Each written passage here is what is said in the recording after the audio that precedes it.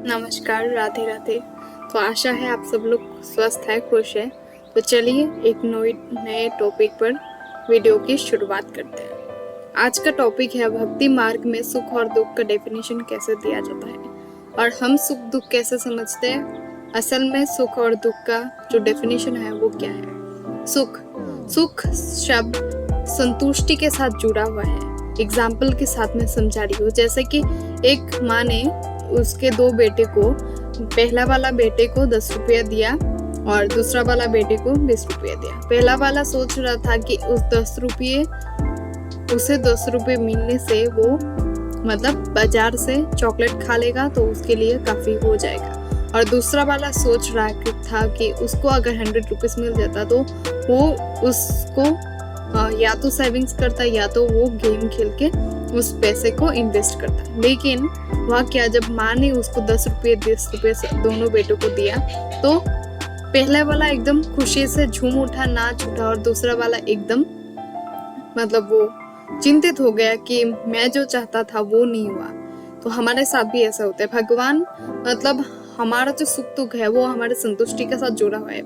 हम जितना सोचते हैं अगर उतना हमें नहीं मिलता है तो हम दुखी हो जाता है, क्योंकि हम संतुष्ट नहीं होते और हम जो हमें चीज मिलता है वो हमारे सोचने वाले लिमिट तक नहीं पहुंचा हुआ होता है, क्योंकि हम मनुष्य कुछ ज्यादा ही सोच लेते हैं। इसलिए हमें करना ये है कि जो मिला है उसी से सुखी में रहना चाहिए। लेकिन अभी लोग बोलेंगे कि जो मिला है उसे खुशी के साथ कैसे जी सकते हैं। मतलब जो मिला है वो तो मैंने चाहा नहीं था, जिसको चाहिए जो जितना सोचा था उसको अगर उतना ना मिले तो बंदा ऑब्वियसली दुख में हो जाता है। तो सुख दुख का डेफिनेशन यहाँ पे ये है कि हमारा जो प्रोसेस है, थिंकिंग प्रोसेस, हम जैसे जिस चीज को जिस तरह के से सोचते हैं उस तरह से हमें ना मिलने से हम सुख दुख का अनुभव करते हैं। असल में सुख दुख नामक कोई चीज नहीं होता है और भगवान ने ऐसा सुख दुख नामक चीज बनाया नहीं है। सुख वो है, भक्त को पूछो सुख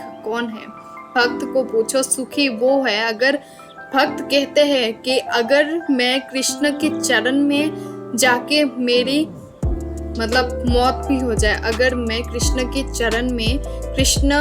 चरण में अगर मेरी आंसू हमेशा गिरती रहे तो वो आंसू ही मेरे लिए सही है, ना कि लोगों के सामने मुस्कुराता हुआ चेहरा लेके मैं घूमूं और ना कि मेरी हर मुस्कुराहट इम्पोर्टेंट है। भक्त ये कहते हैं अगर भगवान तुम मेरे साथ हो, तुम मेरे पास हो तो तुम सुख दो दुख दो वो सब तुम्हारा, क्योंकि भक्त वो कहते हैं कि मुझे तुम्हारे फूलों से भी प्यार है और तुम्हारे कांटों से भी क्या है, प्यार है। तो इसीलिए भक्त ये कहते हैं कि भगवान तुम्हें जो देना है वो दो, सुख देना है सुख दो, दुख देना है दुख दो। और लोग कहते हैं ना कि हम ये तो कृष्ण वाले हैं, ये तो भक्त है, तो इनकी लाइफ में इतनी सारी प्रॉब्लम्स क्यों है, इनका लाइफ तो मस्त होना चाहिए।